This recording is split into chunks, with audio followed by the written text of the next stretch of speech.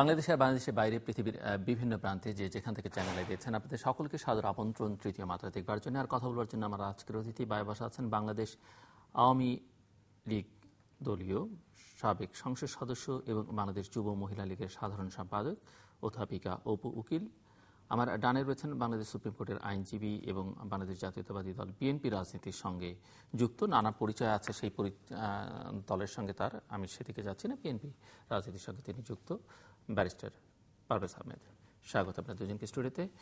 যে প্রশ্নটা আপনাদের দুজনকে করতে চাই, আপনারা দুপাশে বসে আছেন, বাংলাদেশের জনগোষ্ঠীর 30 থেকে 40% আমি যদি ধরি যে বিভিন্ন সময়কার ভোটের হিসেবে আওয়ামী লীগ পেয়েছে, কখনো বিএনপি পেয়েছে, হারলেও একটা সার্টেন ভোট পেয়েছে, জিততে তো পেয়েছি।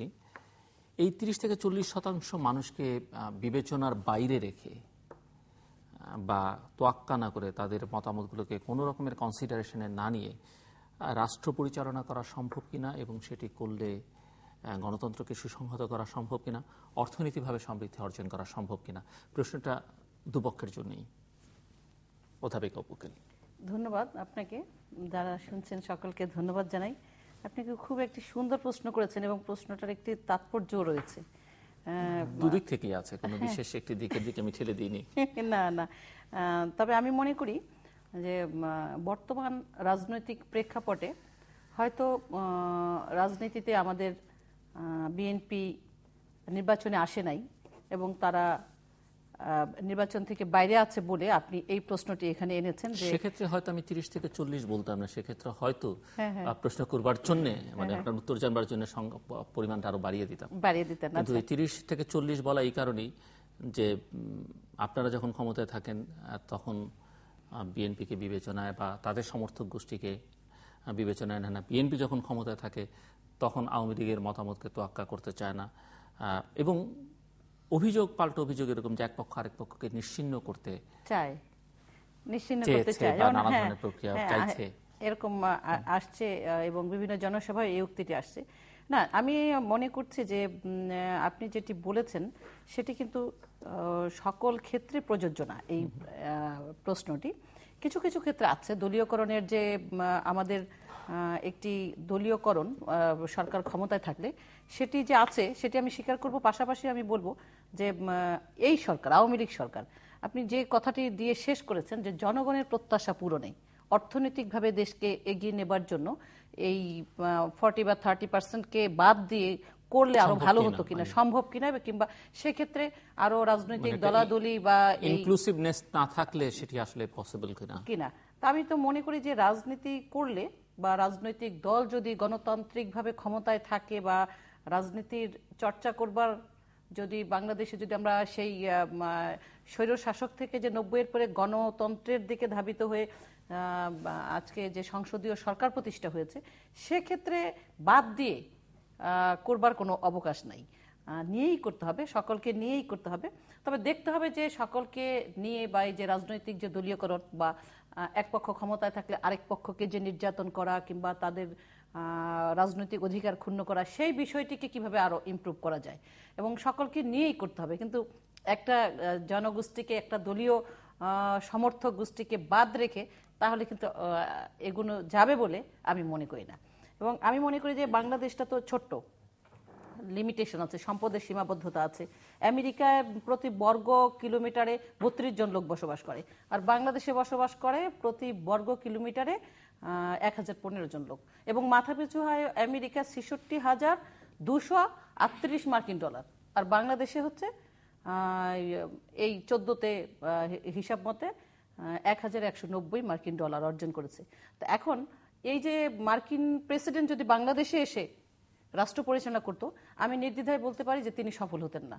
কারণ এই লিমিটেশন সম্পদের মধ্য দিয়ে এবং প্রাকৃতিক দুর্যোগ, রাজনৈতিক দুর্যোগ, মহামারী বিভিন্নভাবে এই দেশটিতে আছে, সেই সকল কিছুকে ওভারকাম করে সন্ত্রাস, নৈরাজ্য, জঙ্গি, এগুলোকে আমি বলবো যে রাজনৈতিক যে দুর্যোগ, তো এইগুলোকে ওভারকাম করে বাংলাদেশ যে এগিয়ে যাচ্ছে এবং সেটি যে পিছিয়ে নেই, তো এটিতে আমি বলবো যে এটা বিশ্বের ধনী দেশগুলোর যে কোনো রাষ্ট্রনায়ক এসে যদি বাংলাদেশে তারা প্রতিনিধিত্ব করে, তারা রাষ্ট্র ক্ষমতায় থাকে, তারা এটা করতে পারবে না। তারা ওই সকল দেশে আছে বলেই আমরা তাদেরকে মনে করি যে তারা প্রভাবশালী রাষ্ট্রনায়ক।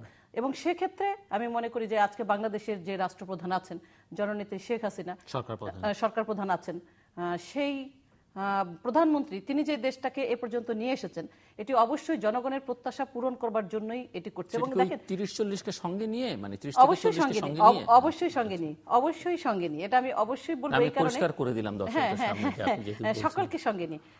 আমি বলেছি যে বিএনপি ভোটে আসে নাই, রাজনীতিতে আসে নাই, তাই বলে যে বিএনপি এই দেশের সকল কিছুতে সম্পৃক্ত না, তা কিন্তু না। আমি তো দেখেছি যে আমাদের, তাই বলে যে বেগম জিয়া বাংলাদেশের নাগরিক না তা তো না। এবং তিনি যে একটি বড় রাজনৈতিক দলের নেত্রী হিসেবে তিনি কাজ করছেন, সেটা কিন্তু কেউ অস্বীকার করেন নাই, সেটাকে সবাই আমরা সম্মান করি। এবং তিনি আসলে পরে আরো ভালো হতো, এটা আমাদের প্রত্যাশাই ছিল যে তিনি আসলে। আমরা এখনো কিন্তু মনের ভুলে ওই বিরোধী দলীয় নেত্রী বলে ফেলি বেগম খালেদা জিয়াকে, অনেক সময় টকশোতে চলে আসে, কারণ আমাদের প্রত্যাশাটা তো ওইটা। আমরা সেই 90-এর পরে যখন 90 কি 80-র দশক থেকে একসঙ্গে রাজনীতিতে তারা, মাননীয় প্রধানমন্ত্রী যখন বাংলাদেশে আসলেন, স্বৈরাচার বিরোধী আন্দোলনে নামলেন, তখন বেগম খালেদা জিয়াও ছিলেন। তারপরে 90-এর পরে বিভিন্ন কারণে সেটা বাধাগ্রস্ত হয়েছে, কিন্তু আমরা দেখেছি রাজপথে দুজনকেই। এবং সেখান থেকে এখন যে কোনো কারণেই হোক, কৌশলগত কারণে হোক, কোনো কারো পরামর্শে হোক, বিএনপি নির্বাচনে আসে নাই, সেটিকে আমরা তো সুস্বাগত জানাই নাই, আমরা নির্বাচনে ওয়েলকাম করেছিলাম। এবং সেটি এবং আরেকটি বিষয় দেখেন, দেশটা যে এগিয়ে যাচ্ছে, সেটি বিএনপি হয়তো অনেক ক্ষেত্রে দেখেন বক্তৃতা বিবৃতিতে করে, তারা কিন্তু এই কথাটা কেউ বলে না যে বাংলাদেশের অর্থনৈতিকভাবে এগিয়েছে, এগোয় নাই বা পিছিয়েছে, বা বাংলাদেশ দুর্নীতিগ্রস্ত বা সেখান থেকে উত্তরণ ঘটে নাই, এই কথাগুলো ঘটে না। মধ্যম আয়ের দেশে পৌঁছাবার জন্য, আচ্ছা, ওয়ার্ল্ড ব্যাংক আমাদের পদ্মা সেতুর টাকাটা দিল না, সেই ওয়ার্ল্ড ব্যাংক এখন আবার বলছে যে বাংলাদেশের অর্থনৈতিক যে তাদের যে অর্থনৈতিক স্ট্রাকচারটা এগিয়েছে, এটা একটা ম্যাজিক, ইটস আ ম্যাজিক, এটা একটি বিস্ময়কর। এবং ইউনাইটেড নেশন বলছে যে এটা একটা জাদুকরি, এবং আবার পদ্মা সেতুতে আবার টাকা দিতে চাচ্ছে। কেন? এটা না, এটা ওনারা করতো না। যদি দেখতো যে এগুচ্ছে না, পিছাচ্ছে, তাহলে অবশ্যই তারা আবার তাদের ভোট পাল্টে ফেলতো। এবং তারা কি বললো না বললো আমাদের তাতে কিছু আসে যায় না। আমরা দেখেছি যে মধ্যম আয়ের দেশ যে বলেছে 2021 সালের মধ্যে, সেই প্রতিশ্রুতি অনুযায়ী বাংলাদেশ এগুচ্ছে কিনা দেখেন। মধ্যম আয়ের দেশে আমি জানি যে পারভেজ ভাই বলবে যে হয়তো অনেক সেক্টরে উন্নত হয়নি, এই জন্য আমি এই কথাটা আগেই বললাম যে মধ্যম আয়ের দেশে পৌঁছাবার জন্য যে নির্বাচনী অঙ্গীকারটা ছিল, সেই অঙ্গীকারটা বাস্তবায়ন হবার জন্য রাজনৈতিকভাবে দুর্বলতা থাকতে পারে, হয়তো বিএনপিকে সেইভাবে নির্বাচনে আসে নাই, বা এটা আপনাদের ক্ষোভ থাকতে পারে, কিন্তু বাংলাদেশ যে গিয়েছে এবং মধ্যম আয়ের দেশে পদার্পণ করবার যে এইমটা 2021 সালের মধ্যে, সেটি তিনটি ইন্ডিকেটর দিয়ে যে স্বল্পোন্নত দেশ থেকে বেরিয়ে মধ্যম আয়ের দেশে পৌঁছাবার সেটি যে প্রথমটি যে একটি দেশের জিএনআই বা আভ্যন্তরীণ মোট মাথাপিছু আয়, সেটিতে বাংলাদেশ স্বল্পোন্নত দেশের থেকে উত্তরণের জন্য এই $11,090 প্রয়োজন, সেটি 2014 সালের হিসাব মতো অর্জন করেছে।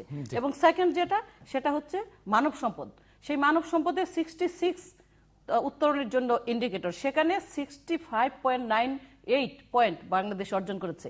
আর থার্ড সেটা হচ্ছে অর্থনৈতিক সংকট উত্তরণের জন্য ইন্ডিকেটর সেটা 32, সেটি 2021 সালে পৌঁছবার জন্য বাংলাদেশ চেষ্টা করছে এবং হয়ে যাবে অটোমেটিক, মাননীয় প্রধানমন্ত্রী এটা বলেছেন।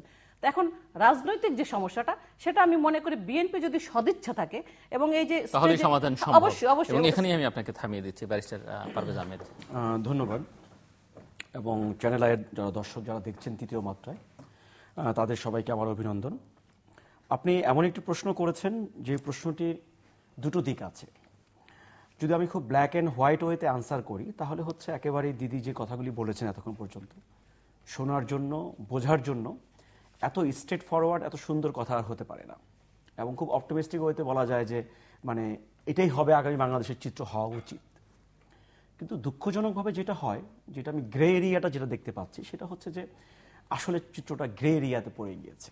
আমার দেশে রাজনৈতিকভাবে দিদি অনেকগুলি পরিসংখ্যান দেওয়ার চেষ্টা করেছেন, বুঝিয়েছেন অনেকগুলি ইন্ডিকেটর দিয়ে। সবগুলির কথাকে যদি আমি ইয়েস অর্থে ধরে নিই যে হ্যাঁ জিল্লুর ভাই প্রতিটি কথা সঠিক, বাস্তবসম্মত এবং এটাই বাস্তবতা এই মুহূর্তে, তাহলে প্রশ্ন আসে যে আমার সমস্ত উন্নয়নকে আমি কি মানে এই কোনো কিছুর বিনিময়ে কি উন্নয়নকে আমি ক্রয় করেছি কিনা।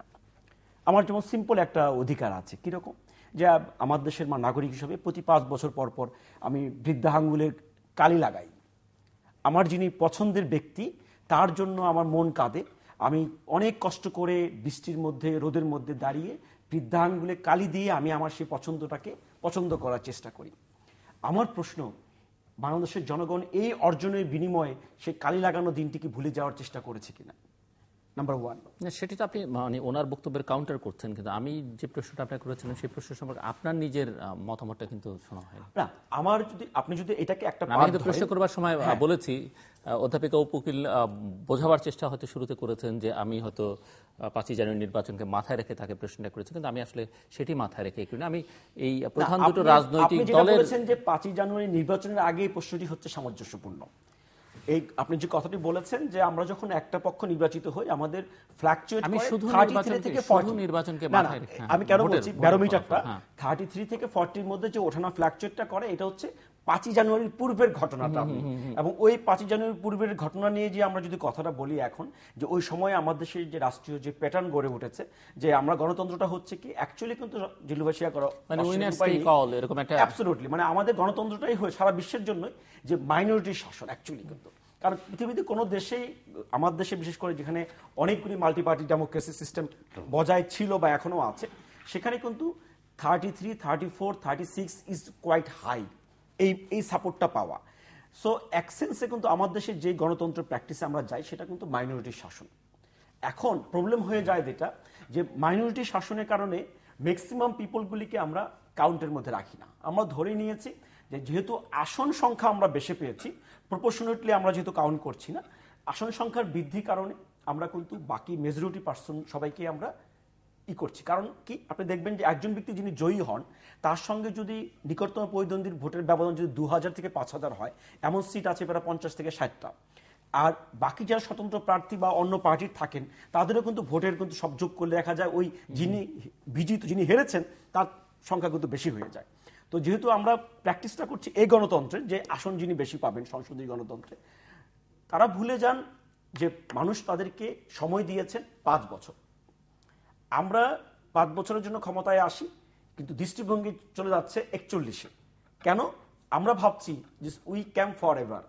প্রবলেমটা কোথায়? আমি 5 বছরের জন্য ক্ষমতা দেয়া বিএনপি বা আওয়ামী লীগকে বা জাতীয় পার্টিকে বা জামাতকে যাকে দেয়া হোক, যা খুশি তা করবার জন্য কিন্তু নয়।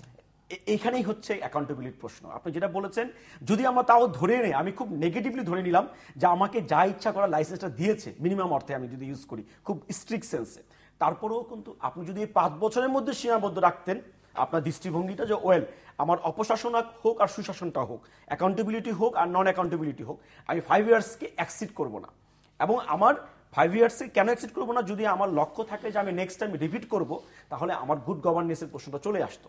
কিন্তু প্রবলেমটা হচ্ছে দিলুর ভাই, আনফর্চুনেটলি আমি ওই গুড গভর্নেন্সটাকে যখনই আসে ওটাকে আমি যে কোনো কারণে একটা বক্সের মধ্যে ভিতরে রেখে আমি মিউজিয়ামে পাঠিয়ে দিচ্ছি। তারপরে আমি স্টার্ট করি গণতন্ত্রের প্র্যাকটিস। গণতন্ত্রটা কি? গণতন্ত্র হচ্ছে আপনি জনগণকে কোনোভাবে অ্যাকাউন্টের মধ্যে আনবেন না, নিজেকে, নিজের দল, নিজের পরিষদ, নিজের মেম্বার অফ পার্লামেন্ট সবাইকে আমি একটা সুযোগ দিয়ে দিই যে all are above the law. Thirdly চলে আসে, আমি আমার নেতাকর্মীদের এমন একটা মেসেজ দেই, তোমরা তৃণমূল পর্যায় থেকে শুরু করে একটা টপ টু বটম তোমরা যা খুশি তা করতে পারবা। এই যে মেসেজগুলি আমরা যখন স্প্রেড করে দিই, তখন আমরা দেখা যায় যে এই বরগুনার একটা আসনের একজন ছোট্ট একটা কর্মীর দায়ভার কিন্তু এই আমাদের প্রধানমন্ত্রীর কাঁধেও বর্তায়। কারণ আমার দেশে যারা সরকার প্রধান বা দলীয় প্রধান থাকেন একই ব্যক্তি, আমরা এই প্র্যাকটিস এখনো দেখিনি যে একজন দলীয় প্রধান আছেন আর একজন সরকার প্রধান আছে। সো ওই যখন আমরা বলি যে ওই কর্মীটির দায়ভার আপনার কাঁধে এসে পৌঁছাবে, তখন ওনারা তারাস্বরে চিৎকার করে বলেন যে না না না, একজন তৃণমূল পর্যায়ে একজন কর্মীর পথভ্রষ্টতা আমরা কাঁধে নিব না, কারণ এটা আওয়ামী লীগে এতগুলি লক্ষ লক্ষ কর্মী, একজন ভুলও করতে পারেন। ওয়েল, যদি ওটার দায়ভার আপনি না নিতে পারেন, তাহলে what you suppose to do, যে আপনি আপনার দলীয় প্রধানের তকমাটা ছেড়ে দিয়ে আপনি যদি রাষ্ট্রের প্রধানের দায়িত্ব নিতেন, সরকার প্রধানের দায়িত্ব নিতেন, তাহলে আপনার শাসনামলটা আরো বেশি ফ্লেক্সিবল হতো। কারণ আপনি যখন বাংলাদেশ আওয়ামী লীগের প্রধানমন্ত্রী থাকবেন, আওয়ামী লীগ দলীয় সংসদ সদস্য থাকবেন, আপনার দৃষ্টিভঙ্গি কিন্তু ওই আওয়ামীর বাইরে যাওয়ার খুব কঠিন হয়ে যায়। আমাদের দেশে ওই প্র্যাকটিসটা এখনো গড়ে ওঠে নাই। আমি সব দলের জন্যই বলছি, হয়তো উচ্চারণটা করছি আওয়ামী লীগের ক্ষেত্রে, বাট সব দলের ক্ষেত্রে। এখন প্রশ্নটি হয়ে যায় যে আসলে এই জায়গার এটা কি শেষ আছে কিনা। তো আপনি যেটা বলেছেন আসলে সমস্যা নিয়ে কথা বলি, কিন্তু সমাধানটা কোথায়? আমি যেটা বলবো জিল্লুর ভাই, এই সমাধানের জন্য শুধুমাত্র আমি মনে করি বাংলাদেশের আজকে যতটুকু অর্জন যেভাবে হয়েছে, যারভাবে হয়েছে, দুজন ব্যক্তি আমার দেশে গণতন্ত্রকে আজকে, হয়তো গণতন্ত্র আছে সাময়িক বিরতি নিয়েছে, ইন্টারভেল অবস্থায় আছে, গণতন্ত্র এখন মিউজিয়ামে থাকলে কেমন লাগে নিজেরা টেস্ট করছে, এটা হতে পারে। বাট আমি মনে করি 90 থেকে শুরু করে এখন পর্যন্ত এই 2005 জানুয়ারি নির্বাচনের পুরো পর্যন্ত দেশের গণতন্ত্রের একটা কাঠামো ছিল, একটা শ্রেণীবিন্যাস ছিল এবং একটা লেজিটিমেসি ছিল। এবং এই গণতন্ত্রকে নিয়ে অনেক ধরনের কথা বলা যেতে পারত এই 5 জানুয়ারি নির্বাচনের আগ পর্যন্ত। কিন্তু এই 5 জানুয়ারি যত রকমের ত্রুটি বিচ্যুতি ছিল, এই সমস্ত কিছু অর্জন কিন্তু একদিকে দেশনেত্রী বেগম খালেদা জিয়া, আরেকদিন হচ্ছেন আমাদের, আমি স্বীকার করি আর না করি, বর্তমানের প্রধানমন্ত্রী শেখ হাসিনা। এটাই বাস্তবতা। তাদের দুজনের নার্সিং ছাড়া গণতন্ত্র কিন্তু আজকে এই অবস্থা আসতে পারতো না।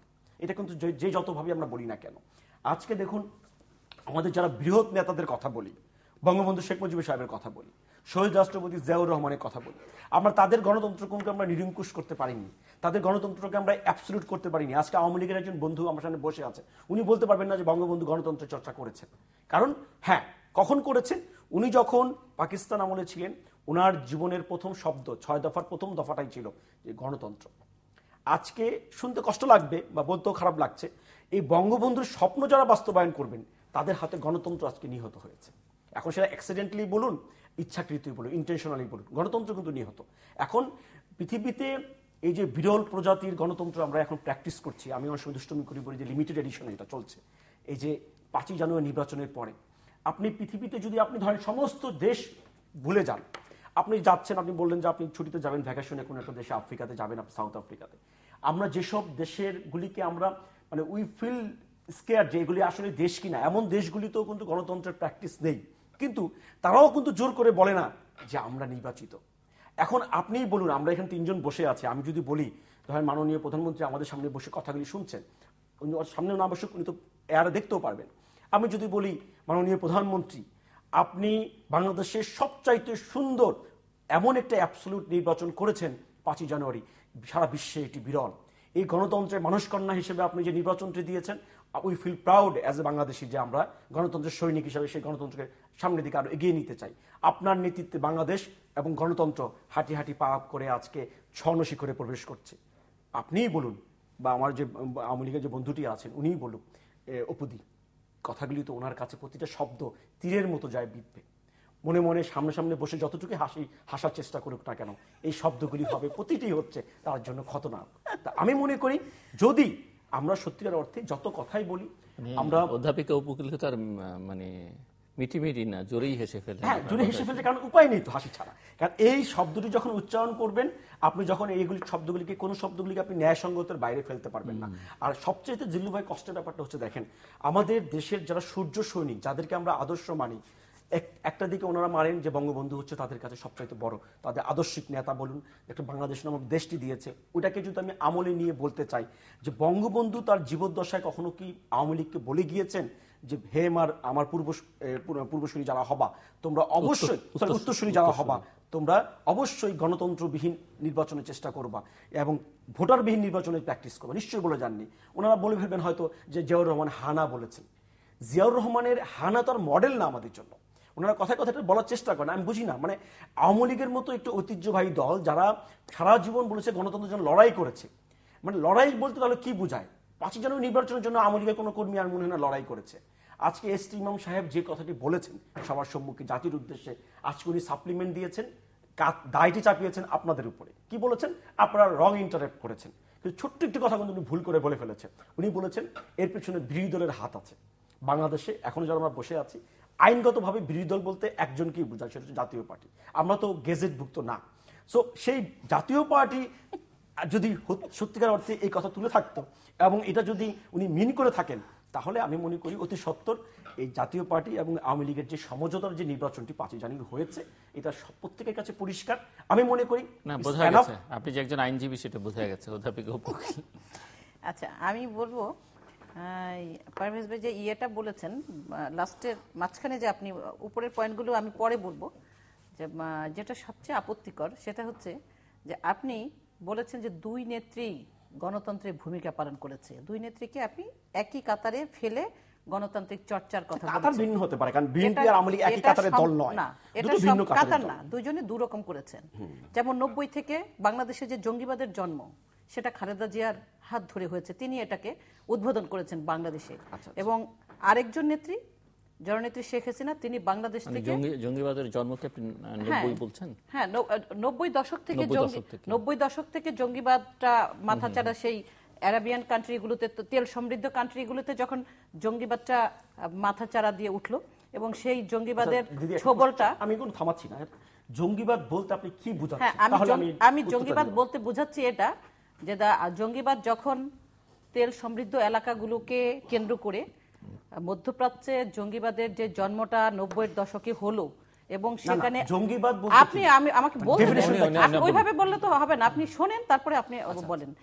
যখন জন্ম হলো এবং সেখানে আমরা তখন পত্রিকাগুলো বা বিভিন্নভাবে আমরা দেখেছি যে সেখানে সিআইয়ের হাত রয়েছে, এবং এক পর্যায়ে যখন আমরা দেখলাম সেই আল কায়দা বা ওসামা বিন লাদেনকে আবার তাকে আবার শায়েস্তা করবার জন্য আমেরিকার সেই সামরিক বাহিনী আবার শক্তি প্রয়োগ করতে হয়েছে, এবং সেই জঙ্গি যখন তৈরি হলো আল কায়দা, সেখানে শুধু আল কায়দা জঙ্গি হিসেবেই থাকলো না, আরো অনেক জঙ্গি গোষ্ঠী তৈরি হলো, এবং এরা পর্যায়ক্রমে সেটা বিভিন্ন আফ্রিকা এবং এশিয়ার বিভিন্ন দেশে প্রভাব বিস্তার করলো, এবং তখন বাংলাদেশেও তারা এই জঙ্গির ঘাঁটি বিস্তার করলো, এবং সেখানে অবশ্যই সিআইয়ের হাত আছে, এবং সেটিকে বাংলাদেশে প্রবেশের দ্বার উন্মোচন করলো বিএনপি। এবং সেই ক্ষেত্রে হয়তো আমাদের বঙ্গোপসাগরে যে ঘাঁটি গড়বার যে তাদের একটি ইচ্ছা, সেটিকে কেন্দ্র করে হতে পারে, যেটি আমরা কয়েকদিন আগে ইন্ডিয়ার একটি পত্রিকায় দিয়েছে, যে জননেত্রী শেখ হাসিনাকে হত্যা করতে চায় ওই পশ্চিমারা বঙ্গোপসাগরে ঘাঁটি গাড়তে চায়, সেটা তিনি দিবেন না, এটা তারা বুঝতে পেরেছে, সেজন্য তাকে হত্যা ষড়যন্ত্র হয়েছে। এটা একটি আনন্দবাজার পত্রিকায় নিউজ এসেছে।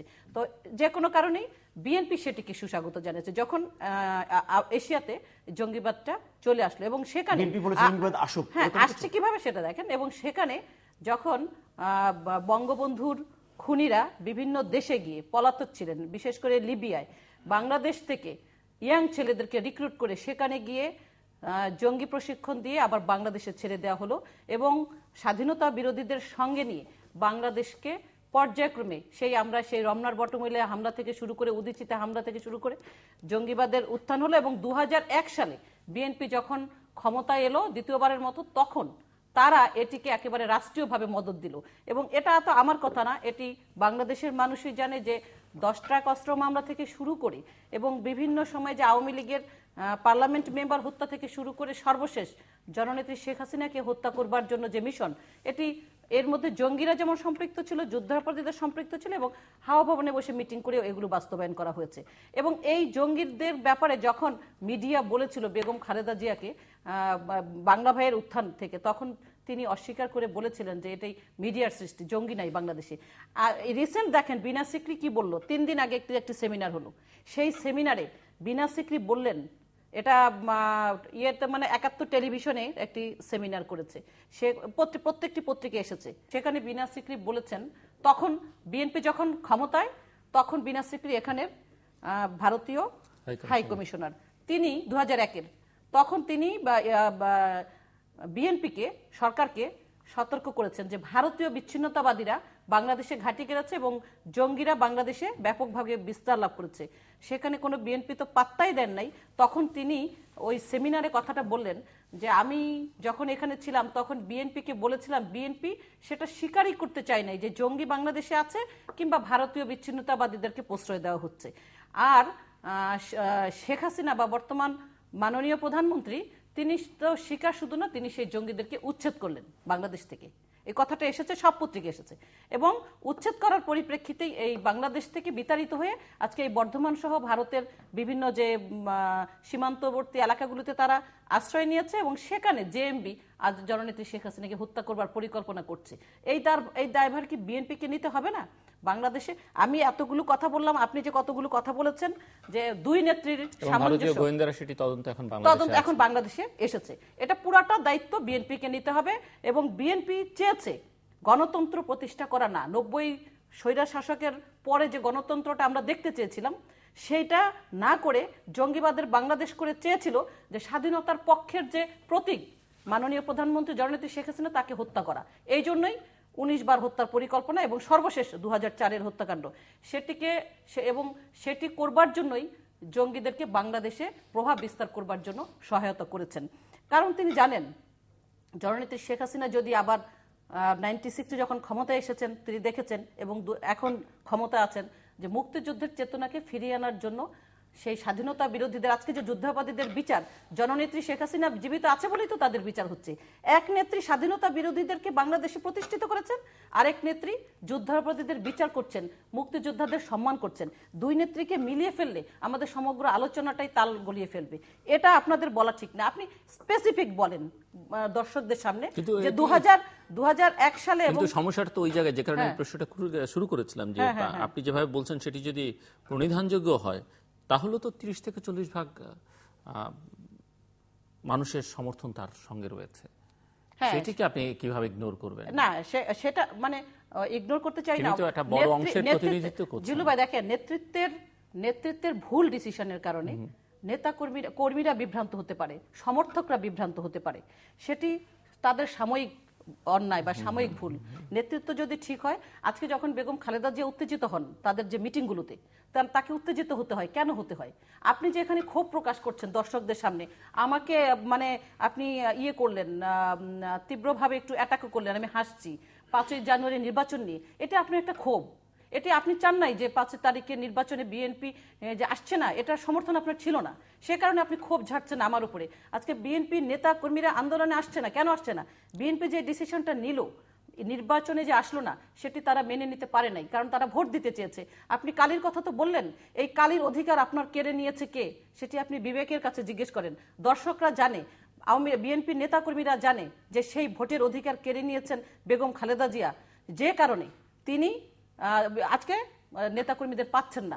আজকে মির্জা আব্বাসকে ভৎসনা করছেন কেন, মানে তিনি বলছেন আমি প্রয়োজনে একা নামবো, একা নামলেও তিনি জনগণের সম্পৃক্ততা পাবেন না, তাদের নেতাকর্মী আসবে না এই কারণে নেতৃত্বের ভুল। যেটি ঝিল্লু ভাই বললেন যে এই 40% সমর্থন এখন আপনাদের সাথে নাই, আপনাদেরকে তারা দলীয় বিএনপি তারা করে কিন্তু তারা আসে না, তারা সমাবেশে আসে না, মিছিলে জনগণ নাই, এই কর্মীরা নাই, নেতাকর্মীরা নাই, শুধুমাত্র ওই কারণে। এবং শুধু তাই না, নেতৃত্বের ভেতরেও সমস্যা আছে। এক নেতৃত্ব আপনাদের ভাগ, দুইজন দুই দিকে। আপনারা যখন বিএনপি নেত্রী বেগম খালেদা জিয়া যখন সিটির প্রেসিডেন্ট সেক্রেটারি কিংবা স্ট্যান্ডিং কমিটির নেতাদেরকে নির্দেশ দেবেন যে আপনারা মাঠে থাকতে হবে, জেলে যেতে হবে, আন্দোলনের ভয় করলে চলবে না, তখন কিন্তু তারা আবার মিটিমিটি হেসে বলে যে আপনার ছেলে 1 নম্বর যুগ্ম মহাসচিব হয়ে জেলের ভয়ে সে আজকে পালিয়ে থাকবে লন্ডনে, আর আমাদের জেলে পাঠাতে বলেন। বিভিন্ন আন্দোলন সংগ্রামের যে ইতিহাস বাংলাদেশের বলেন, বিশ্বের বলেন, নেলসন ম্যান্ডেলা 27 বছর জেলে থেকে সেই দক্ষিণ আফ্রিকার ন্যাশনাল কংগ্রেসকে সুসংগঠিত করে তার দলকে ক্ষমতা এনেছেন। বঙ্গবন্ধু জেলে থেকে স্বাধীনতা সংগ্রামের চিরকুটের মাধ্যমে নেতৃত্ব দিয়েছেন, সুসংগঠিত করেছেন। বিভিন্ন দেশে আমরা যদি ইতিহাস পর্যালোচনা, মহাত্মা গান্ধী, আইরিশ নেতা ডি ভেলেরা, তিনি জেলে বসে আইরিশদেরকে ব্রিটিশ বিরোধী আন্দোলনে আমি বলছি যে নতুন অভিধাটি তো আপনি জানেন যে তিনি দেশনায়ক না, সেটা হতে পারে। আমি বলছি যে আজকে যে বিএনপির নেতাদেরকে ভৎসনা করছেন, তখন কি তাদের মনে এটা আসে না যে তার ছেলে সে ওখানে লন্ডনে ভালোভাবে আছে আর তাদেরকে আন্দোলনের জন্য মাঠে নামাতে হয়? এটা একটি স্ববিরোধী আচরণ হয়ে গেল না? তো এই যে জিনিসগুলো মানে নেতৃত্বের মধ্যে যে সমস্যা, এই কারণে আজকে আপনারা বলছেন যে নির্বাচনে কেন আসছে না, এবং দেখেছেন যে নির্বাচনে যেন না আসে সে ভিডিও ছাড়া হয়েছিল যে ওখানে যেন নির্বাচন ভোট দিতে কেউ না যায়। তো এটা সম্পূর্ণটাই এটা বিএনপি থেকে। আরো কতগুলো কথা এখানে আসছে, দেখেন একটু খুব দ্রুত আমি দ্রুত বলি। এখন 200 বছর আগে সিরাজদৌল্লাহকে হত্যা করবার জন্য যেমন সেই হত্যা চক্রান্তের নায়করা সুসংগঠিত হয়ে একটি সম্মেলন করে ওই ঘসিটি বেগমের নেতৃত্বে সিরাজদৌল্লাহকে হত্যা করেছিল, ঠিক তেমনি আজকে যখন বেগম খালেদা জিয়া একটি জনসভা করেন সেখানে সেই জননেত্রী শেখ হাসিনাকে যারা হত্যা করতে চায়, আওয়ামী লীগকে যারা নিশ্চিহ্ন করতে চায়, তাদেরকে সঙ্গে নিয়ে যুদ্ধাপরাধী হত্যা করতে চায়, হত্যা জঙ্গি, এই তো জেএমবিরা ইন্ডিয়ার পত্রিকা প্রকাশ,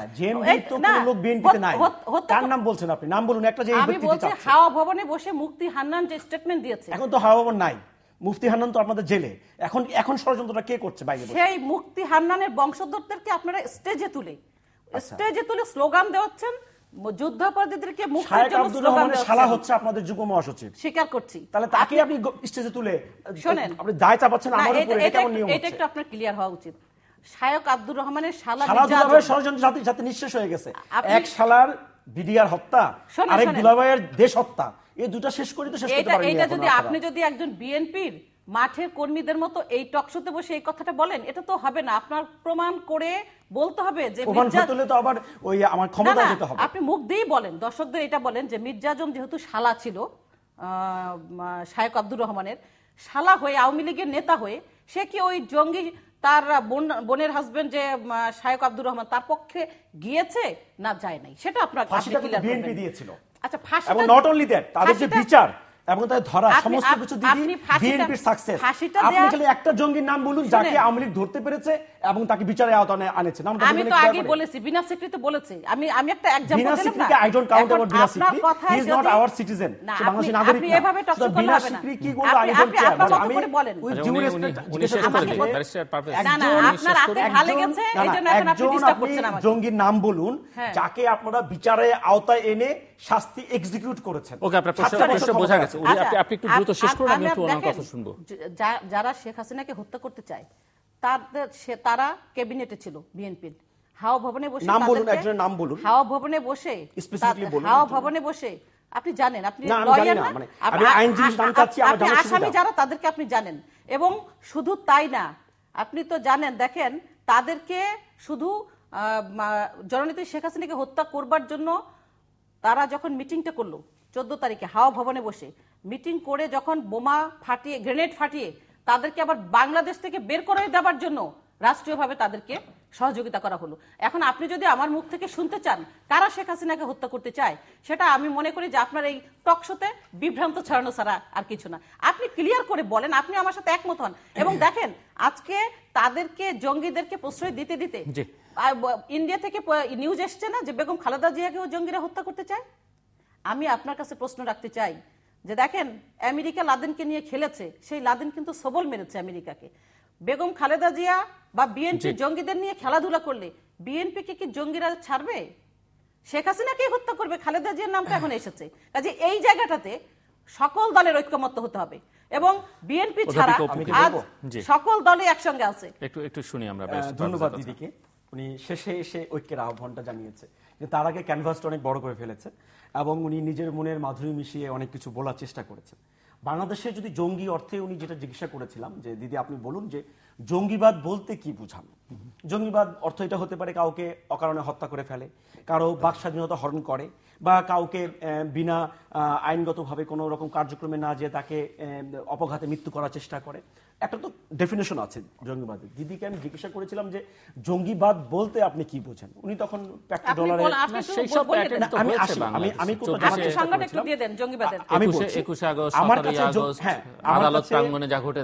আমার কাছে জঙ্গিবাদ যেটা বোঝায় সবচেয়ে যেটা বড় সেটা হচ্ছে রাষ্ট্রীয় অস্থিতিশীলতা তৈরি যারা করার চেষ্টা করে। বঙ্গবন্ধুর শাসনামলে আমরা দেখলাম, আজকে দিদি অনেকবার ভারতীয় বিনা স্বীকৃতির কথা বললেন। আপনি বিএনপির আমলে যে জঙ্গিবাদ হয় নাই সেটা একটু ক্লিয়ার করেন আমার প্রশ্ন। সেখানে বঙ্গবন্ধুর আমলে আমরা দেখলাম এই ভারতীয় হাই কমিশনার তাকে বাড়ি থেকে তুলে নিয়ে অপহরণ করে ফেলবে একটা গ্রুপ। সেই গ্রুপের নাম বাংলাদেশের সবাই জানে, আমি বইটা নিয়ে এসেছি, জাসদের উত্থান পতন অস্থির সময়ের রাজনীতি। সেই মজুমদার সাহেবকে যখন তারা অপহরণ করতে আসলো সমসেন, সেখানে অলমোস্ট 21 জন নিহত হলো, 18 জন আহত হলো, 3 জন পুলিশ অফিসার মারা গেল। দিদি তাদের প্রতি কোনো শোক জ্ঞাপন করার সময় পাননি। আজ পর্যন্ত বাংলাদেশ সংসদে তা নিয়ে বিলও উত্থাপন হয়নি। সেই জঙ্গিবাদের প্রধান হোতা যারা ছিল ওই সময়টি, যারা বঙ্গবন্ধুকে বলেছে, আজ পর্যন্ত বিএনপির কোনো নেতা কখনো বলেনি যে বঙ্গবন্ধুর চামড়া দিয়ে আমরা ডুগডুগি বাজাবো, বাচ্চারা যেটা খেলে বা বানরের নাচ দেখায়, অথবা বঙ্গবন্ধুর লাশটি বঙ্গোপসাগরে ফেলে দিব, এরকম উদ্ধৃতপূর্ণ কোনো শব্দ বিএনপির কোনো নেতা করেনি। বরং আমাদের দেশনায়ক, আপনি যার কথা বলেছেন সেই তারেক রহমান, উনি গোপালগঞ্জে বঙ্গবন্ধুর মাজারে নিজে যে ফাতেহা পাঠ করেছেন। প্রশ্নটি হচ্ছে, এখানেই হচ্ছে দিদি যে কথাটি বলেছেন, আমি এগ্রি করি যে বিএনপির সাথে আওয়ামী লীগের একটা মৌলিক তফাৎ আছে।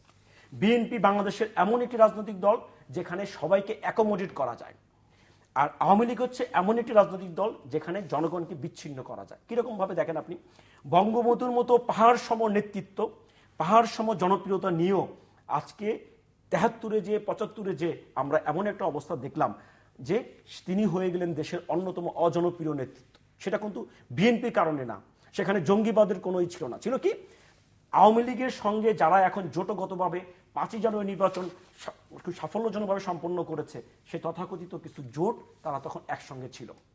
সেই ব্যক্তিরা আজকে কালের বিবর্তনে আজকে মহাজোটের অন্যতম শরিক এবং অংশীদার, তারা মন্ত্রিসভাতেও আছে। নট অনলি দ্যাট, আপনি শুনলে আরো আশ্চর্য হবেন, যেই ফারুক রশিদ খুনি চক্রের কথা উনি বলছেন আজকে বঙ্গবন্ধু হত্যাকারী, তাদের সময়ে নট অনলি পার্লামেন্ট, তাদেরকে রাষ্ট্রীয় সমস্ত পৃষ্ঠপোষকতা যিনি লালন পালন করেছেন, সেই স্বৈরাচারী এরশাদ সাহেব প্রধানমন্ত্রীর বিশেষ দূতের মর্যাদায় এখন তাদের শাড়ির আঁচলের নিচে থাকেন। এই যে ইনকনসিস্টেন্স রাজনীতি, এগুলি কিন্তু আমরা এই আওয়ামী লীগের আমলেই দেখলাম। নট অনলি দ্যাট, আপনি আরো আশ্চর্য হবেন, এই যে শাহ আজিজ, যিনি আজকে আমরা দেখলাম প্রধানমন্ত্রী তথ্য বিষয়ক উপদেষ্টা সাহেব বললেন যে রাজাকারের সঙ্গে রাজনীতি করলে রাজাকার হয়ে যায়। ওয়েল, যদি আমরা এটা সহজভাবে ধরি, তা রাজাকারের সঙ্গে আত্মীয়তা করলে তারা কি হবে? নট অনলি দ্যাট, এই শাহ আজিজ, যাকে রাজাকার বলা হয় আওয়ামী লীগের পক্ষ থেকে, সে শাহ আজিজকে সঙ্গে নিয়ে ওআইসি সম্মেলনে বঙ্গবন্ধু বগলদোবা করে চলে গেলেন পাকিস্তানে। How it was possible? তখন কি রাজাকার সঙ্গে থাকে নাই? নট অনলি দ্যাট, আপনি আরো শুনলে আশ্চর্য হবেন, এই গত তত্ত্বাবধায়ক সরকার আন্দোলনের সময় প্রধানমন্ত্রী শেখ হাসিনা, এখনকার শেখ, তখন ইস্যুটি নিয়ে যথেষ্ট বিতর্ক আছে। বিতর্ক থাকলে তো হবে না, ইতিহাসটা তো আসতে হবে। এই সময় তখন আমরা দেখেছি এই সরকার বিএনপির বিরুদ্ধে আন্দোলন ৯০ সময় আমরা দেখেছি যে তারা রাজাকারের সঙ্গে প্রতিনিয়ত সংসদ থেকে শুরু করে হেন কোনো নাই, এরশাদ সাহেবের আমলেও সংসদ নির্বাচনে অর্জন এবং বর্জন, দ্যাট মিনস ৮৬ সালে জাতীয় বেইমান তকমা পাওয়ার ওই সময়ও তারা জামাতকে সঙ্গে নিয়ে নির্বাচন করেছে, ৮৮-তে জামাতকে নিয়ে তারা আবার বর্জন করলো, বিএনপি তখন বর্জন করেছে। এখন প্রশ্নটি হচ্ছে, এই যে অর্জন বর্জন আবিষ্কার বহিষ্কার, এই খেলাগুলি কিন্তু একতরফাভাবে আওয়ামী লীগ করছে। এই যে প্রতিনিয়ত মাননীয় প্রধানমন্ত্রীকে এক সময় মেরেই ফেলতে চায়, তো একজন ব্যক্তিকে এতবার মরার জন্য তারা অ্যাটেম্প নিয়েছে বাংলাদেশের যে পক্ষ থেকে, তা একটি লোককে আপনি গ্রেফতার করে বিচারে আওতা আনতে পারলেন না। বিএনপি নাকি ৯০ থেকে জঙ্গিবাদের বিরুদ্ধে পক্ষে অবস্থান নিয়েছে, তারা জঙ্গিবাদের বিরুদ্ধে অবস্থান নিয়েছে। আপনি বলুন যে আওয়ামী লীগ ক্ষমতায় একটি জঙ্গির বিরুদ্ধে কোনো রকমের জাজমেন্ট হয়েছে? ক্যান ইউ ইভার সি যে এটা হয়েছে? জঙ্গি তৎপরতার কারণে অনেককে গ্রেফতার করা হচ্ছে দেখা যাচ্ছে। এখন মানে সেটি আপনি সরি টু সে, এখন যদি আপনি অন্য কোনো কথা বলতে পারেন, এখন ধরেন আমরা দেখি রামদা টিভিতে দেখায়, বাংলাদেশে রামদা কবে জঙ্গিদের অস্ত্র ছিল? বাংলাদেশে এমন কোন পরিবার নাই যেখানে একটা করে রামদা নাই। আমরা কোরবানির সময়, আমার বাসার মধ্যে একটা রামদা আছে, আমি অনেকে বলছি কোরবানির সময় সেটা ব্যবহার করা হয়। আমরা দেখি যে কয়েকটি বই দেওয়া হয়, লেখা যায় কিতাবে আমল, বলা হয় যে জঙ্গি বই। আপনি তো এখনো বলতে পারেননি কোনটি জঙ্গি বই কোনটি জঙ্গি বই না, কোনটি জঙ্গি বই। বাট এই যে চাপাতি রামদা এগুলো নিয়ে আপনি তো একটা জঙ্গি কখনো চাপাতি দিয়ে আক্রমণ করতে যাবে না, হাউ ইট পসিবল? আর আমি এটা নিয়ে আমার না শুধু জঙ্গিরা, মানে আপনি যাদেরকে জঙ্গি বলছেন এর বাইরে তো বিভিন্ন ছাত্র সংগঠনের ক্ষেত্রে বা আমাদের দেশে বিশ্বজিৎকে যারা হত্যা করেছে তারা তো বন্দুক দিয়ে হত্যা করেনি, চাপাতি রামদা নিয়ে করেছে। তারা হয়তো ডিজিটাল জঙ্গি, তাদের কথা কিন্তু আমরা বলছি না। আমার কথা হচ্ছে যে আপনি যখন সাদা ফ্রেমে দেখবেন আর টিনের চশমা দিয়ে দেখবেন, পার্থক্য আছে। আপনি যখন চোখ দিয়ে দেখবেন একরকম, আর যখন টিনের চশমা লাগিয়ে গণতন্ত্রকে দেখবেন তখন আরেকরকম হবে। তখন এরকম জঙ্গি আপনি প্রতি ঘরে ঘরে পাবেন।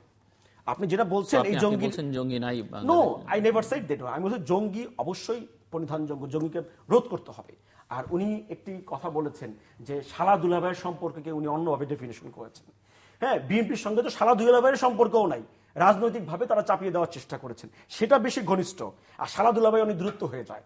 তো এখন প্রশ্নটি হচ্ছে কি জিলুর ভাই, রাজনীতিকে যখন আপনি বিনা স্বীকৃতিকে দিয়ে আপনি আমলে আনতে চাবেন, পদ্মা সেতুর কথা বলেছেন উনি যে বিশ্ব ব্যাংক এখন পদ্মা সেতুতে ইনভেস্ট করতে চায়, তার মানে কি পদ্মা সেতু যে গিলে খেয়ে ফেলেছিল সেটা কি তাহলে ভুল ছিল? হ্যাঁ, এক অর্থে ভুল ছিল, কারণ আমাদের অর্থমন্ত্রী কি বলেছেন যে ঘুষ কোনো খারাপ কিছু না, এটা স্পিড মানি হিসেবে আমরা অ্যাকাউন্ট করতে পারি। যদি এটা হয়ে থাকে তাহলে আবুল হোসেন সাহেবকে কেন শুধু শুধু আপনারা কষ্ট দিয়ে তাকে দুর্নীতিবাজ বানালেন? ওই বেচারা তো ঘুষ ছাড়া কিছু খায়নি, শুধু শুধু তাকে আপনারা এই কাজটি করেছেন। নট অনলি দ্যাট, আপনি আরো বেশি আশ্চর্য হবেন, সেটি তার ওয়ার্ল্ড ব্যাংক বলেনি, ঘুষ খাওয়ার পরিকল্পনা করেছে। এখন জঙ্গির পরিকল্পনাতেই যদি আপনি জঙ্গি হয়ে যান, তাহলে ঘুষের পরিকল্পনাতে আপনাকে ঘুষখোর বলতে কোনো আপত্তি থাকার কথা না। হ্যাঁ, তো এই ডেফিনেশনগুলি কিন্তু তারাই দিয়েছেন, আমরা কিন্তু দেইনি। এখন বাংলাদেশের জনগণের সবচেয়ে কঠিন জায়গাটা কোথায়, সেটা হচ্ছে কি, এখন আমি ফার্স্টেই বলার চেষ্টা করি আমরা একটা সমাধানের দিকে যেতে হবে, কিন্তু কারণ সমাজ থেকে শেষের দিকে চলে এসেছি আমরা। মানে অভিযোগের পাল্লাটি, ক্যানভাসটি এত বড় বিচিত্র রঙে আমরা এঁকে ফেলেছি, এখন সমাধানে যেতে হলে আমাদের খুব করে জাম করার সুযোগ নেই। যেমন ওনারা বলেছেন যে ওনারা বলেন যে ওনারা নির্বাচিত। এখন বাংলাদেশের যারা মানে জনগণ 14 কোটি ভোটের জনগণের মধ্যে 6 থেকে 7 থেকে বা 7.5 হচ্ছে ভোটার বা 8 কোটি ভোটার। 8 কোটি ভোটারের যদি আমরা ধরেও নেই ওনাদের কথা অনুযায়ী আওয়ামী লীগের যারা ছিল তারা ভোট কেন্দ্রে গিয়েছে, তর্কের খাতির ধরে নিলাম শুধুমাত্র, কিন্তু যিনি এই নির্বাচনটি করার জন্য জীবন পণ করলেন, যিনি বললেন যে আমি জীবনের ঝুঁকি নিয়ে এই নির্বাচনটি করেছেন, তারা কিন্তু কেউ ভোট কেন্দ্রে গেলেন না তারেক জিয়ার আহ্বান শুনে। কষ্টের জায়গাটি কোনটা, ওনারা বলছেন তারেক জিয়ার আহ্বানে কেউ সাড়া দেয়নি। না, দিয়েছে তো, প্রধানমন্ত্রী যাননি ভোট দিতে, স্পিকার যাননি ভোট দিতে, রাষ্ট্রপতি যাননি ভোট দিতে, আওয়ামী লীগের 153 জন এমপি কেউ ভোট কিনতে যায় নাই তারেক জিয়ার আহ্বানে সাড়া দিয়ে। এটাকে আপনি কিভাবে দেখবেন? তারা যে তারেক জিয়াকে নেতা মানে এটা বুঝতে হবে, কারণ তারেক জিয়ার প্রতিটি শব্দ, এই জন্যই আপনারা ওনাকে দেশ নায়ক বলছেন।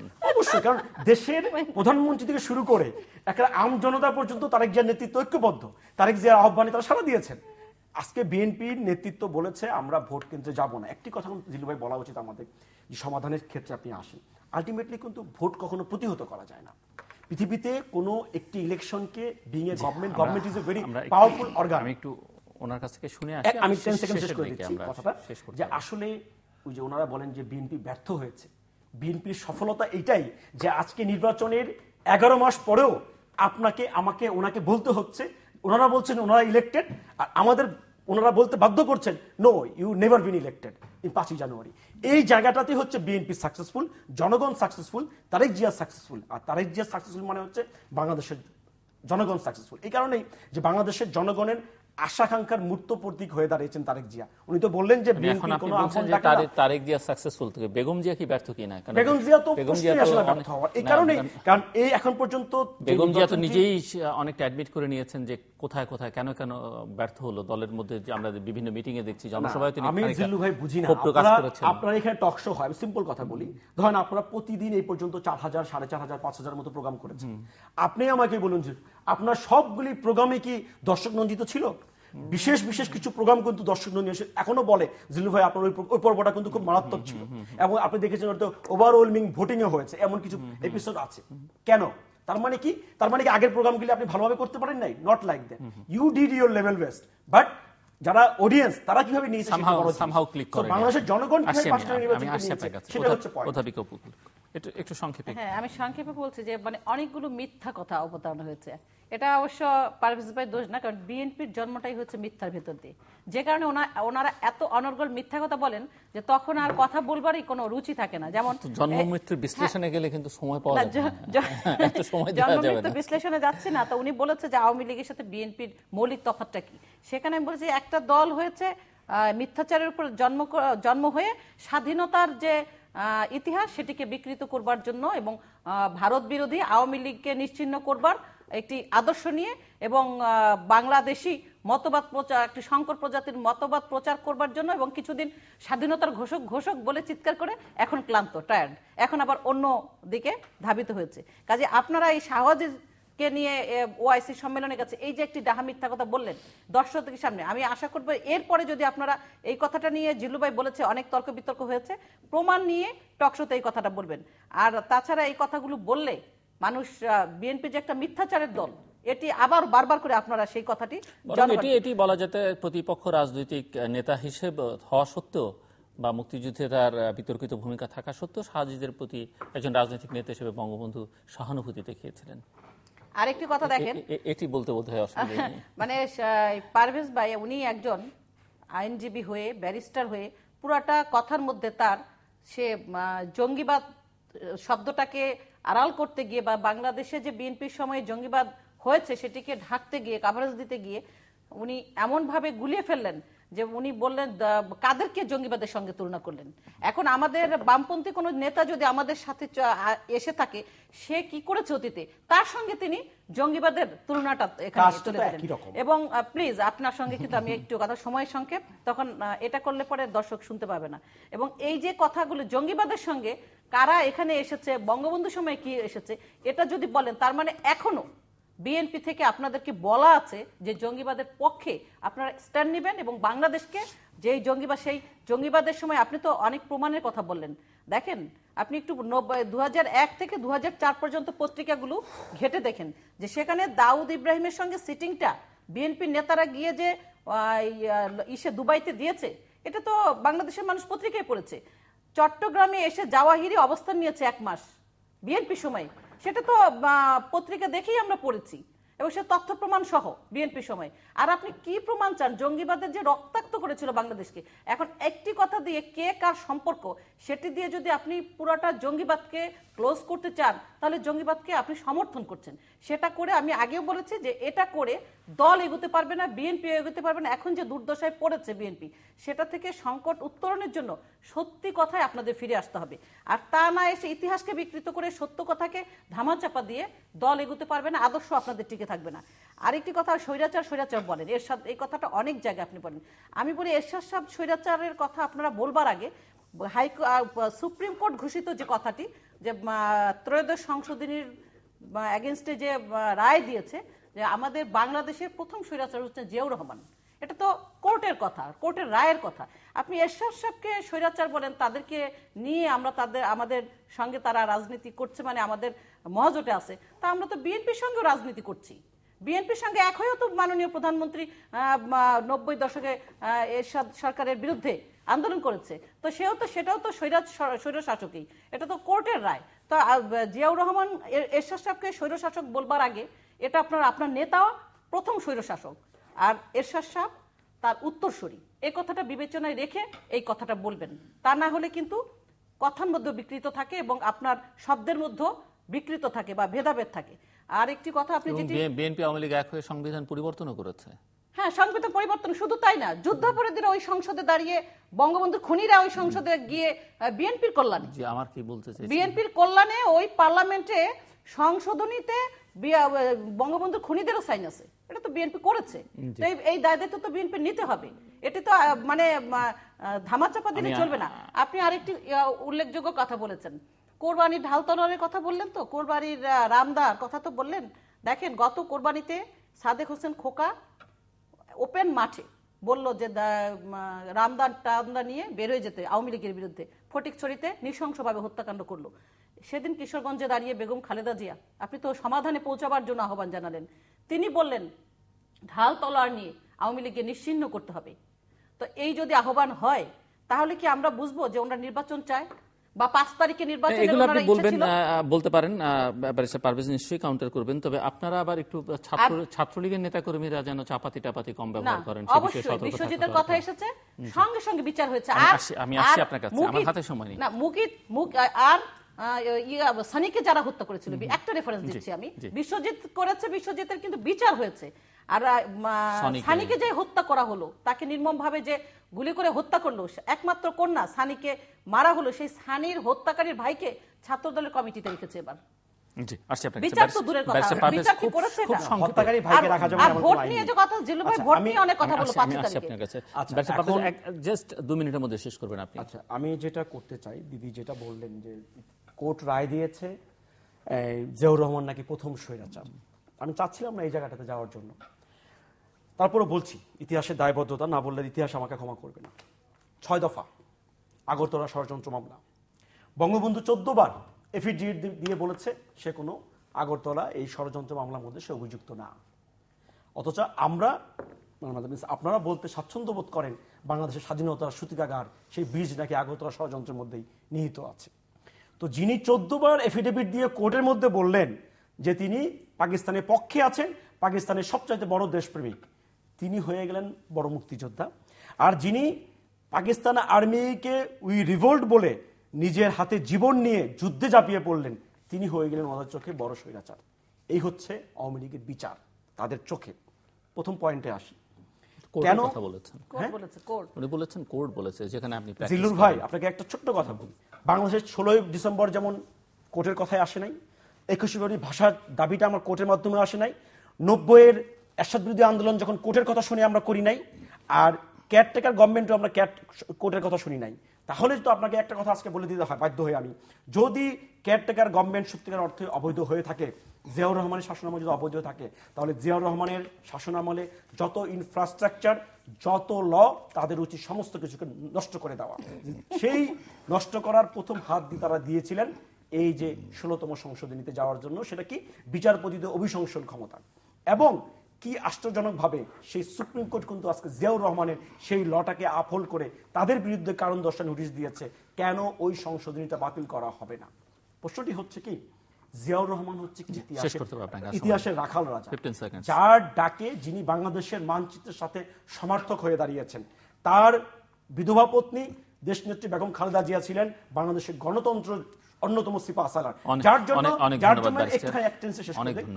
জন্য 90-এর বাংলাদেশের এরশাদ বিরোধী আন্দোলনের পরে যে বাংলাদেশ সবচাইতে ফ্রি, ক্রেডিবল এবং ফেয়ার নির্বাচনটি হয়েছিল, সেই নির্বাচনে জনগণ উজাড় করে বিএনপিকে ক্ষমতায় বসিয়েছে। স্বাধীনতার যারা ঝান্ডাদারী তাদের কিন্তু তারা বসায় নাই। খুব সংক্ষেপে না, আমার যে অবৈধ কথাটা আপনি বললেন না, ওইটাকে দিয়ে একটু বলি যে অবৈধ, আমরা কিন্তু কোনো কর্মকাণ্ড অবৈধ করতে চাই না। এটা কিন্তু বেগম খালেদা জিয়া বলেছেন, পার্লামেন্টে দাঁড়িয়ে বলেছেন এই কথা যে বিএনপি যদি ক্ষমতায় আসে আওয়ামী লীগের সকল কর্মকাণ্ড অবৈধ করে দিবেন। বলেছেন আওয়ামী লীগের সরকারের পথে পথে কাটা বিছিয়ে দেবেন, সরকারকে লুলা ন্যাংরা বানিয়ে দেবেন। আর আপনি যে 5 তারিখে ভোটের কথা তো বলেছেন, ভোট আজকে এই নির্বাচিত সংসদ, এই নির্বাচিত এমপিরা সিপিএ আইপিইউর প্রতিনিধিত্ব করছে, বিশ্বকে প্রতিনিধিত্ব জনগণকে বাদ দিয়ে, বাংলাদেশের জনগণ আপনাদের সঙ্গে নাই, আমাদের সঙ্গে আছে। যদি থাকতো তাহলে এই সংসদ থাকতো না। জনগণের জন্য যতবার বিএনপি ক্ষমতায় গেছে বাংলাদেশের জনগণের জন্য কিচ্ছু করে নাই, নিজেদের জন্য করেছে, নিজেদের আখের গুছিয়েছে, দুর্নীতি করেছে, বাংলাদেশের সম্পদ বিদেশে লুট করেছে। আর আপনি যেগুলো বলেছেন, ওই যে দুর্নীতির কথা বললেন তো আবুল হোসেন সাহেবের, দুর্নীতি করবার জন্য টাকা লাগে, সেই আপনি হয়তো জানেন না বা আপনার এটা জানা নেই যে পদ্মা সেতুর তখন পর্যন্ত কোনো টাকার বিষয় আসেনি দুর্নীতি, এবং দুর্নীতি সে ছাড়পত্র পেয়েছে, সেখানে সে জয়ী হয়ে এসেছে, সে কোনো দুর্নীতি করে নাই। আর এসটি ইমাম সাহেবের কথা তো বললেন, এসটি ইমাম সাহেব সাংবাদিকদেরও দোষারোপ করেন নাই, উনি নিজে কি বলেছেন সেটা হয়তো ভুলভাবে আসতে পারে, সেটি তিনি বলেছেন, এটি তিনি বলতেই পারেন। কিন্তু আপনি দেখবেন যে চাকরির বিষয়টা নিয়ে তো এসেছে, বিএনপি কি করেছে, কোনো দিন কোন একটি আওয়ামী লীগের নেতা কর্মীদেরকে চাকরি দেয়নি। আর আওয়ামী লীগের সময় প্রতি ঘরে ঘরে চাকরি হয়েছে, আর 300 ক্যাডার নামিয়েছিল নির্বাচনকে প্রতিহত করবার। নির্বাচনের প্রত্যেকটি সেন্টারে 5 জানুয়ারি না, 2006-এ নির্বাচনের আগে বিএনপি 300 ক্যাডার ছাত্র দলের প্রত্যেকটি নির্বাচন কেন্দ্রে কেন্দ্রে পোস্টিং দিয়ে পাঠিয়েছিল নির্বাচনকে বিএনপির পক্ষে আনবার জন্য। আপনি জেনে রাখেন এটা সবাই জানে, বিএনপি সবাই জানে, যে কারণে 111 এসেছিল। আঙ্গুলের ছাপ দেওয়া কথা তো, কালির কথা তো ভোট এবং ভাটের অধিকার, এটা জননেত্রী শেখ হাসিনার অঙ্গীকার। আর ওই ভোটের অধিকার, কালি দিয়ে সিল মারবার অধিকার বা অনেক ধন্যবাদ, এই অধিকার জননেত্রী শেখ হাসিনা আমি শেষ করছি। দর্শক আমি শেষ করছি, শেষ প্রান্তে তৃতীয় মাত্রের সম্পর্কে আপনারা লিখতে পারেন ডাকে, ইমেল, SMS এর মাধ্যমে, ইন্টারনেট, আমাদের অফিসিয়াল ওয়েবসাইট অথবা সোশ্যাল নেটওয়ার্কগুলোতে যেসব পেজ রয়েছে সেসব পেজে আপনারা আপনাদের মতামত রাখতে পারেন।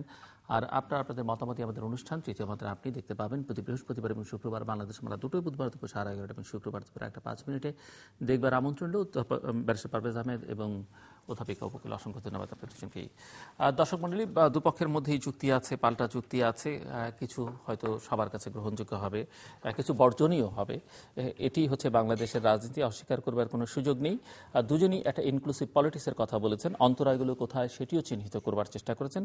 কিন্তু মূল বাস্তবতা হচ্ছে, যদি গণতান্ত্রিক রাজনীতি চর্চা বাংলাদেশ করতে চায়, তাহলে এই নিশ্চিহ্ন করবার রাজনীতি থেকে, পরস্পরকে নিশ্চিহ্ন করবার যে রাজনীতি, এই জায়গা থেকে দুপক্ষকেই বেরিয়ে আসতে হবে। মাত্রাভেদে পার্থক্য থাকতে পারে, আমি সেই বিশ্লেষণে যাচ্ছি না। এবং এটি গণতান্ত্রিক রাজনৈতিক সংস্কৃতিতে অবশ্যই এটি রাষ্ট্র পরিচালনায় একটি শক্তি থাকবেন এবং তাদের ভুল ত্রুটি ধরিয়ে দেবার জন্য এবং ভবিষ্যতে রাষ্ট্র ক্ষমতায় আসবার জন্য হোমওয়ার্ক করবার জন্য আরেকটি শক্তিমান বিরোধী পক্ষ থাকবেন এবং এই দুই পক্ষের কোনো একটি পক্ষকে অনুপস্থিত রেখে গণতন্ত্র চর্চা চলে না। সেটি আমাদের দুটো প্রধান রাজনৈতিক দলকে মাথায় রাখতে হবে। দর্শক আমাদের সাথে থাকবার জন্য অসংখ্য ধন্যবাদ। আপনাদের সবার জন্য শুভকামনা।